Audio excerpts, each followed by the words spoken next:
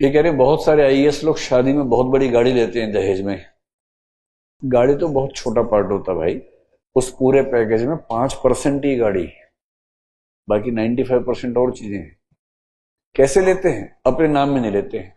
लड़की के पापा ने लड़के के चचेरे भाई को गाड़ी दी, इसमें ये बेचारा क्या करे? लड़के ने के चचेरे भाई ने कहा कि भैया मैं कहां चलाऊंगा, आप ही चला लो। ये सिर्फ चलाता है, ये सिर्फ घूमता है गाड़ी में, इसकी अपनी गाड़ी नहीं है। इसकी कहां है गाड़ी? ये सिर्फ घूमता है बस। यहां तक कि ड्राइवर भी चचेरे भाई ने भेजा हुआ है, उसका अपना क्या है? ऐसे होता है। हाँ, और जो बाकी 95% है वो जमीन बेनामी। समझिए कहानी। लड़की के पापा लड़की को कुछ अमाउंट में गिफ्ट दे सकते हैं as per the legal limits, that is fine, not a problem. देखो 100 ऐसे तरीके हैं जो क्लास में नहीं बता सकता हूं, लेकिन आप समय के साथ समझ जाएंगे सर्विस में जाने के बाद।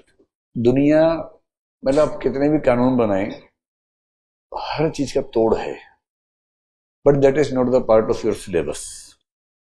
सिलेबस का पार्ट है कानून क्या है, लाइफ का पार्ट है उसका तोड़ क्या है, जो आप अपने आप सीख लेंगे, है ना।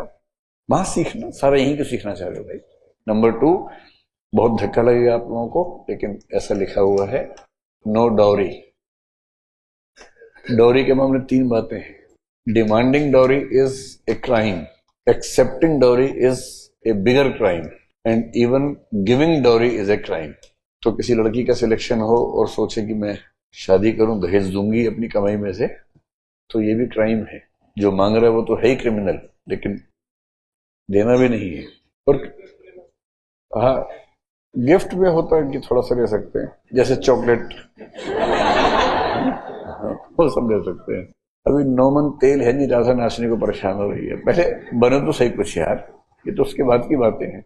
अच्छा, पढ़ाई के बारे में पूछ रहे थे। हाँ, गिफ्ट ले सकते हैं, जैसे मैंने कहा चॉकलेट है, पेन है। कितना सारे दुल्हन दूल्हे को पेन गिफ्ट कर रही है।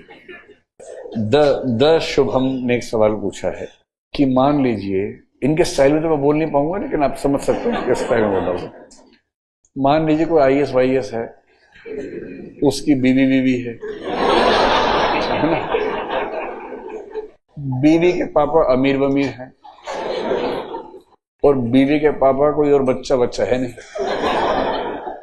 तो जब वो बूढ़े हो गए मतलब, तो उन्होंने अपनी बेटी से कहा, जो आईएएस की बीवी है, तो उन्होंने अपनी उसी बेटी से कहा कि ये पैसे वैसे ले जाओ, 300-400 करोड़ रुपए रखे हुए, तुम ले जाओगे। तो फिर उस आईएएस से क्या होगा? यही पूछा ना, आईएएस से क्या होगा? कुछ नहीं होगा, इसमें कोई दिक्कत नहीं। बस ये ध्यान रखना है कि 300 करोड़ हो चाहे 400 करोड़ हो, पहली बात तो अगर ये बोरी में भरा हुआ है तो ब्लैक मनी है, और ब्लैक मनी आईएएस के घर पे मिली तो नपेगा। But if this is in the account of that person and he has only one daughter water मतलब जो है उसकी एक ही है, and he dies, and before the death he mentions, or even if he doesn't mention, because if there is only one child, all the property has to go to that only. And if that is earned property and he declares in the will that all this money should be given to my daughter, अगर wife जिंदा है तो पहले उनको मिलनी चाहिए, फिर बेटी को मिलेगी। लेट अस अज्यूम मम्मी भी नहीं है उसकी, मतलब लड़की की मम्मी भी नहीं है, मान लीजिए। अब बाप है, एक बेटी है, बेटी की शादी हो गई है।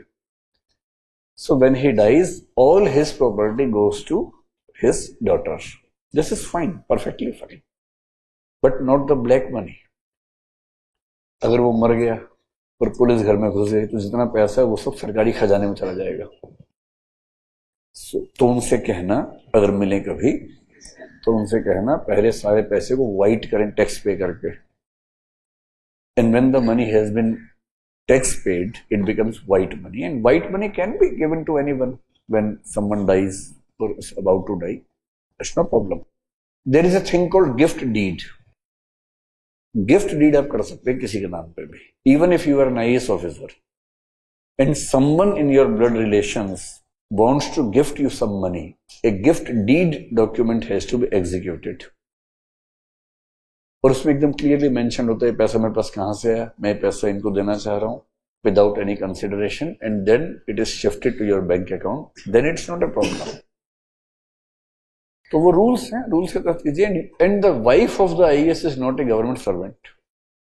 She is an independent citizen. She has all the rights which any citizen does have. तो उसमें तो कोई दिक्कत वैसे भी नहीं है. तो उनके पापा को बोलना चिंता विंता ना करें, एकदम मस्त है. ठीक है.